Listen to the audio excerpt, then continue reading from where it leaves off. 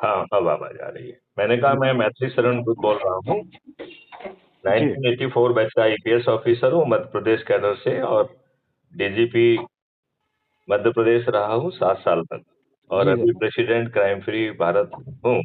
जी और हम लोग लिंक्डइन पे जुड़े हुए हैं, आपने उसमें अपना नंबर मुझसे शेयर किया था। जी अब आप अपना परिचय दें थोड़ा सा। मेरा नाम तरुण भारद्वाज है। जी। नोएडा से हूँ। जी।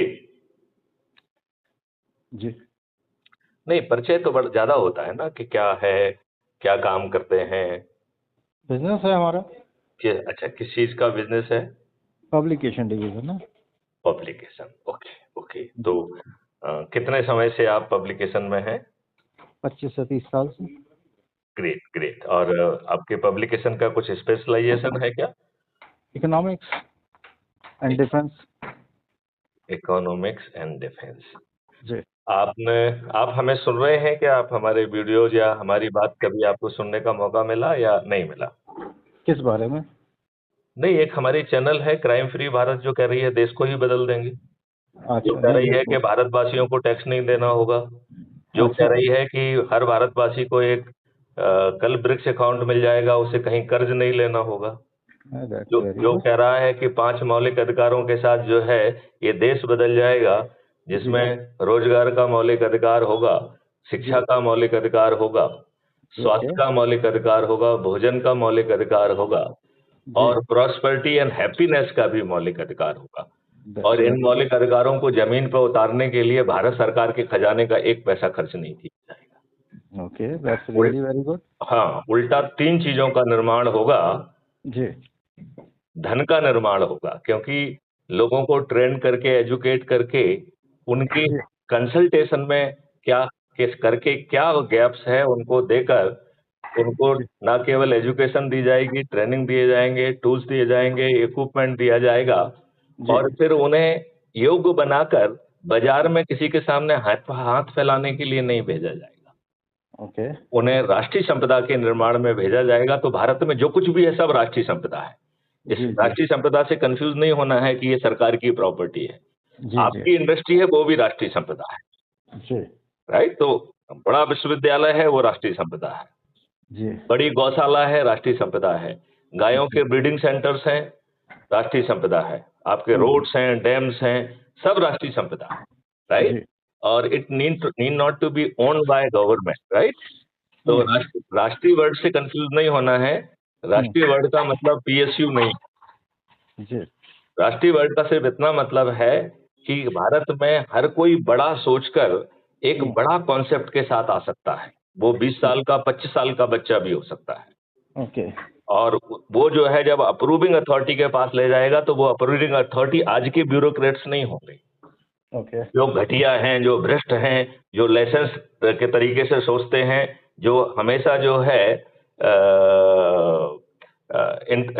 इंटरेस्ट जो है ना, सीकिंग बिहेवियर उनका रहता है। वो जी सब चीजें नहीं रहेगा, रेंट सीकिंग बिहेवियर नहीं रहेगा उनका। ओके, दैट्स वो वेरी जो गुड। है कोलाबरेटिव बिहेवियर रहेगा, कि यदि आप अपने कॉन्सेप्ट के पास जाएंगे तो आपके साथ बैठ के उसे वो रिफाइन करके उसको एलिवेट करेंगे। ओके और जब उसको अप्रूव कर देंगे तो उतना संपत्ति पैदा हो जाएगी, जिसको हमने नाम दिया है भारत विकास निधि। तो ओके, जितने धन की आवश्यकता है, that will be auto generated. That's तो वेरी गुड। भारद्वाज जी, मेरा आपसे कहना है कि जो आज हम नोट छाप रहे हैं, जी इससे घटिया कोई आधार नहीं हो सकता है। क्योंकि जी पहले जो सरकार नोट छापती थी, उसके बराबर गोल्ड मानक जो है वो खजाने में जमा होता था। जी अब वो डीलिंक हो गया है। जी। तो नोट किस आधार पर छप रहे हैं? कि भारत सरकार ने क्या बजट बनाया है, हम्म। जिसमें ढेर सारा पैसा घूस में खा जाया जा रहा है, हर कोई जो भी खा सकता है खा रहा है। जी हमने अपने देशवासियों से जो टैक्स लिया, जो पीएसयूज ने या डिवेंचर से या फलाने से, जहां से हमने, और चाहे आईएमएफ बैंक से, चाहे जो है ना वर्ल्ड बैंक से, जहां से भी हमने धन कबाड़ा, जो बचा हुआ गैप है जी उसको फुलफिल करने के लिए हम नोट छापते हैं। जी। बताइए, नोट का कोई अच्छा स्टैंडर्ड कहलाया क्या? नहीं नहीं, कोई नेचुरल सी मानक बात। नहीं है। जबकि यहाँ पर आप जो भारत विकास निधि निर्मित कर रहे हैं, it is equivalent to the asset which you are creating. जी तो लिहाजा जो भारत विकास निधि है, इट इज ए सुपीरियर जो है ना currency. However we will be maintaining both. Okay. World के कंजम्पशन के लिए रुपए सामने रहेगा, और जी। इंटरनली जो है भारत विकास निधि होगी, और भारत विकास निधि सुपीरियर मनी होगी, 1.1 रुपये के बराबर होगी। ओके। तो आप बताइए, धन के हमें भारत सरकार के खजाने से धन चाहिए क्या? नहीं, कुछ नहीं नहीं चाहिए। चाहिए, नहीं चाहिए। दूसरा जो है, जो लोग ये सोच रहे हैं कि वो अभी जो कुछ भी कर रहे हैं मजबूरी में कर रहे हैं, शायद उससे बेहतर कर सकते थे, राइट? वो जी। एक बटन दबाएंगे तो पूरी एक एक्सपर्ट टीम उनके पास पहुंचेगी, उनसे समझेगी कि भाई साहब, आपकी शिक्षा क्या है, ट्रेनिंग क्या है, आप क्या चाहते हो, कहाँ पहुंचना चाहते हो, and everything will be tailored for you. Education, training, tool, equipment, and then you will be excelled in it, and you will be given excellence certificate. और फिर जहां आपको राष्ट्रीय संपदा के निर्माण में आप फिट होंगे, वहां आपको भेज दिया जाएगा। तो वेरी आपको कैपेबल बना के इसी मार्केट में जो है ना, इसी से रोजगार मांगने नहीं भेज रहे हैं, लेकिन इन द प्रोसेस हम रोजगार का जो है ना आपको मौलिक अधिकार दे पा रहे हैं, और साथ में ही हम जो है राष्ट्रीय संपदाओं के लिए ट्रेंड, वेल इक्विप्ड जो है ना ह्यूमन रिसोर्स पैदा कर रहे हैं। Very good. तो पहला हो गया है धन का निर्माण, दूसरा हो गया है well trained, well equipped human resource. अब तीसरा कंपोनेंट होता है, वो होता है भूमिका। आज की दुष्ट व्यवस्था ने एक अंग्रेजों के जमाने का जो है ना एक्विजिशन एक्ट बना के रखा हुआ है। ये कुछ लोग जो है ना लोगों की जमीन एक्वायर करके कैपिटलिस्ट, इंडस्ट्रियलिस्ट और जितने भी लोग हैं उनसे उनको बांट देते हैं, और फिर उनको जो है ना उसमें धन बनाने का जो है ना पूरा मौका देते हैं, और जो भूमि वाला है वो भूमिहीन हो जाता है। बिल्कुल सही। हमारे कॉन्सेप्ट में जो है एक्विजिशन एक्ट को खत्म कर दिया जाएगा। जी। तो और हमारी सभी राष्ट्रीय संपदाएं हजारों एकड़ों में होंगी, तो उसके लिए भूमि लाने का एक अलग से कॉन्सेप्ट लाया है, जिसे हमने ऑनर्स क्लब कहा है। मतलब कोई भी व्यक्ति अपनी भूमि से वंचित नहीं होगा, ओके। वो ऑनर्स क्लब का सदस्य बन जाएगा, और जो राष्ट्रीय संपदाएं कमाएंगी उसका प्रोपोर्शनेट बेनिफिट जो है उस भूमि स्वामी को पहुंचेगा। Very good.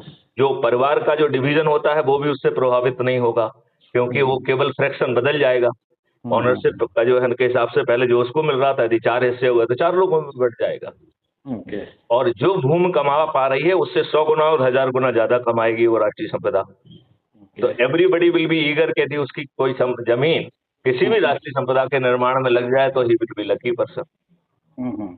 तो आपने 3 कंपोनेंट को जो है ना पूरा कर लिया। पहला कंपोनेंट है धन का, दूसरा कंपोनेंट ह्यूमन रिसोर्स का, और तीसरा कंपोनेंट है भूमि का। जी। राइट?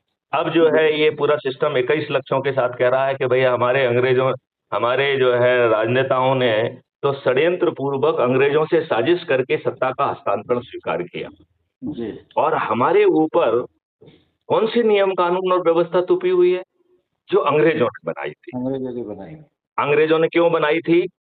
आपके अंदर हीनता डालने के लिए, जी। आपको अपमानित करने के लिए, आपको उत्पीड़ित करने के लिए, आपको शोषित करने के लिए, और प्रक्रिया में उलझा कर आप बर्बाद हो जाएं, आपको न्याय ना मिले, इस दृष्टि से जो है ना नियम कानून और प्रशासनिक व्यवस्था बनाई थी, और उसमें लॉर्डशिप दे दी थी। और वो सभी लॉर्ड्स जो है ना इन राजनेताओं के गुलाम हो गए हैं, चरण सेवक हो गए हैं। हो गए हैं कि नहीं हो गए हैं? बिल्कुल सही। अब आप ये बताइए, जो राजनेता हैं इन्होंने और ये राजनीतिक पार्टियों ने क्या आपको अच्छे राजनेता दिए हैं? नहीं दिए हैं। क्यों नहीं दिए हैं? क्योंकि ये इनका चयन का आधार ही गलत है। ये किस आधार पर लोगों को चुनते हैं? जाति के आधार पर, धर्म के आधार पर, संप्रदाय के आधार पर, संकीर्ण राजनीति के आधार पर, है कि नहीं? बिल्कुल सही।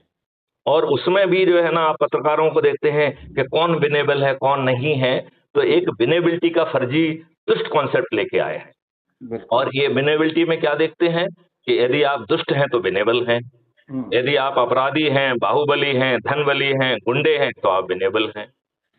और फिर जीतने के लिए भी हथकंडे अपनाते हैं। सभी राजनीतिक पार्टियां एक जैसे हथकंडे अपना रही हैं। फ्रीबी बांटने का हथकंडा, दारू बांटने का हथकंडा, पैसे बांटने का हथकंडा, साड़ी बांटने का हथकंडा, सामान बांटने का हथकंडा, दारू जो है ना मुर्गे बांटने का। और जिन गरीबों के वोट को खरीद के एमएलए एमपी बन रहे हैं उन्हें रिप्रेजेंट ही नहीं करते हैं। ये पार्टी विप से बंधे हुए पार्टी के बंधुआ मजदूर हैं। आप बताइए क्या इनकी सोच, चिंतन और क्षमता आपको अच्छा भारत देने की है? बिल्कुल नहीं। तो फिर आपके पास विकल्प क्या है? विकल्प यही है, व्यवस्था में चेंज किया जाए जो इतना असंभव कौन अभी करेगा? है। कौन देखिए करेगा?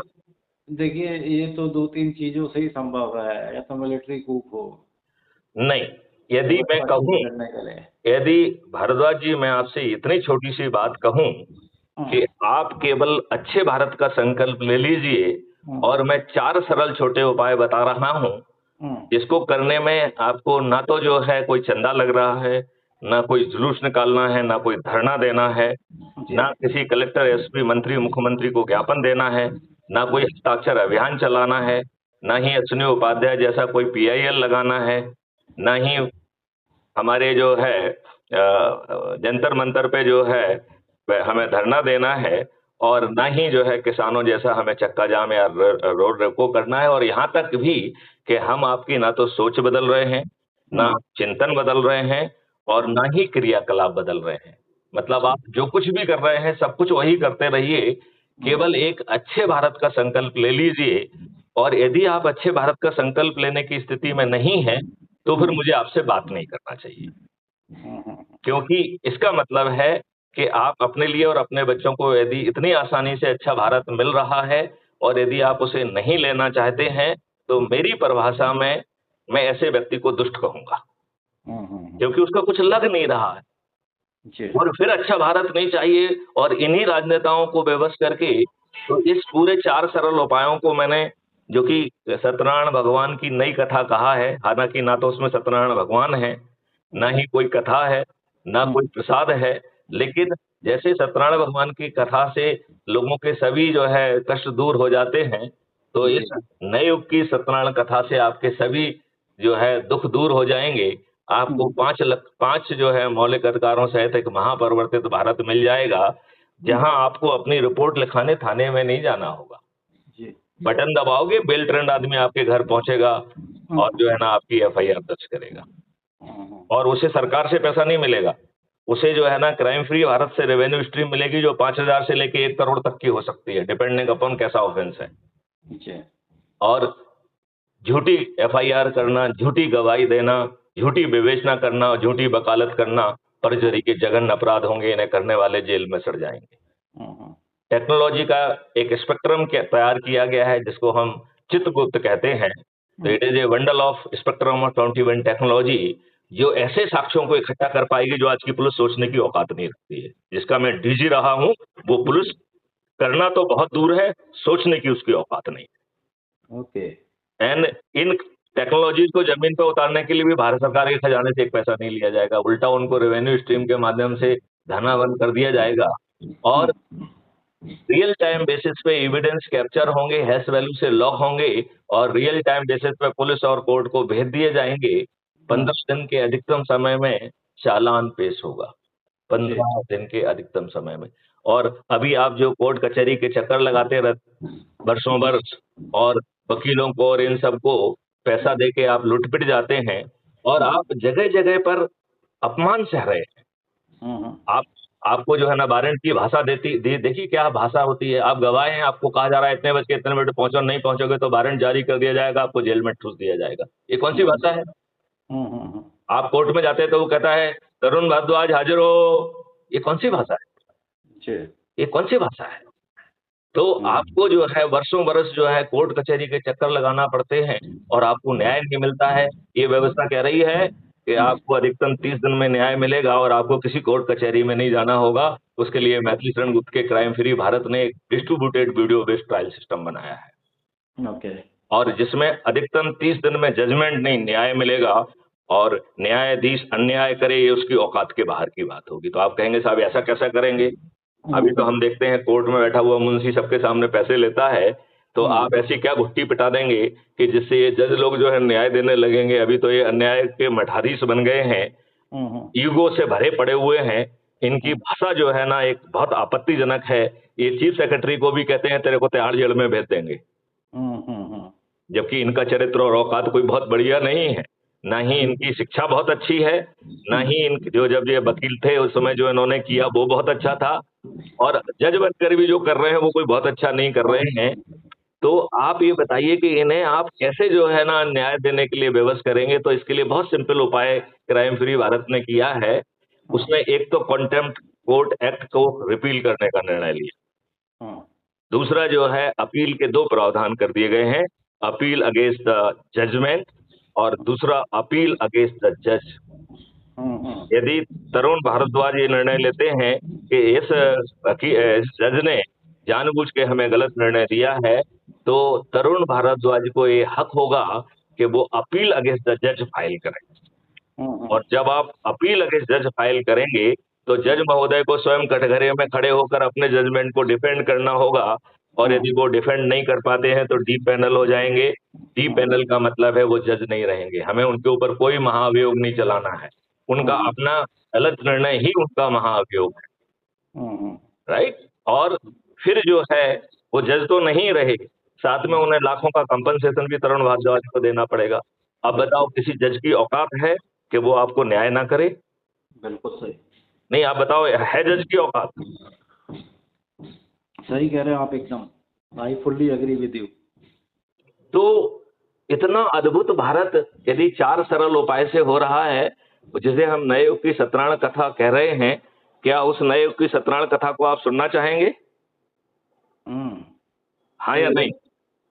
नहीं, सुनने की जरूरत ही नहीं। नहीं नहीं, वो तो अभी बताया ही नहीं है ना, करना क्या है जिससे हम 100 करोड़ होंगे, उससे आज के राजनेता बेबस होंगे।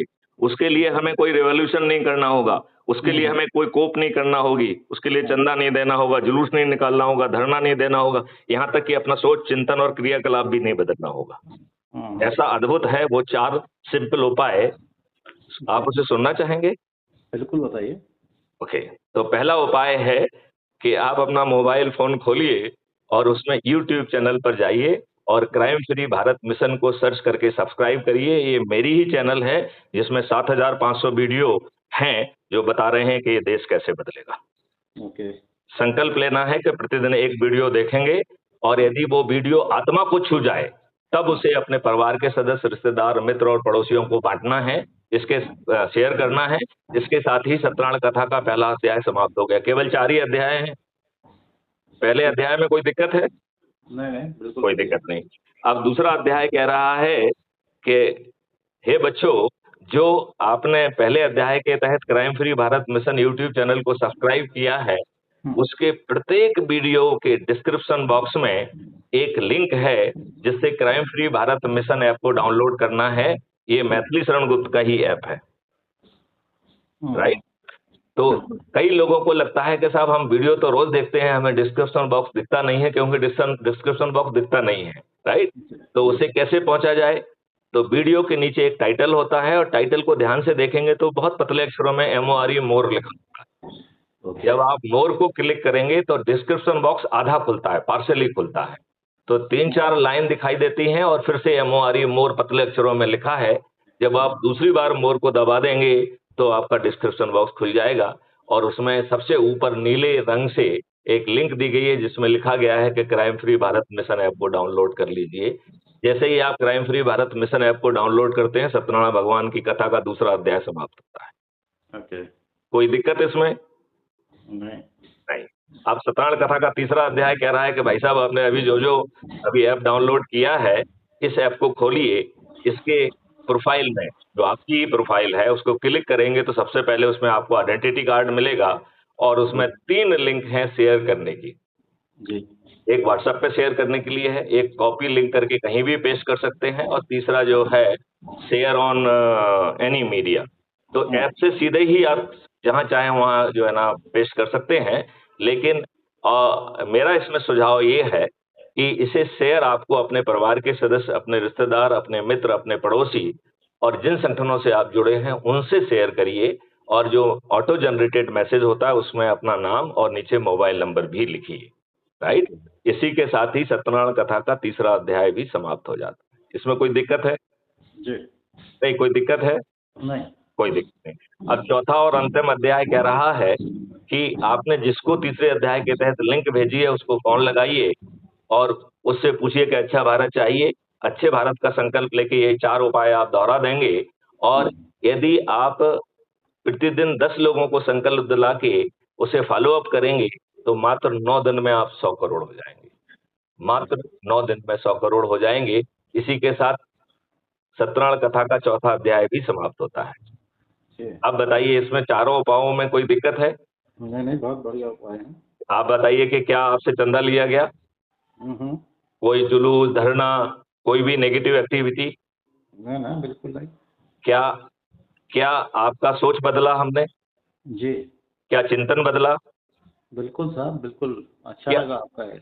क्या जो है आपको जो है अपने जो क्रियाकलाप कर रहे हैं उनको जारी कर रखते हुए इसे करने में कोई दिक्कत है?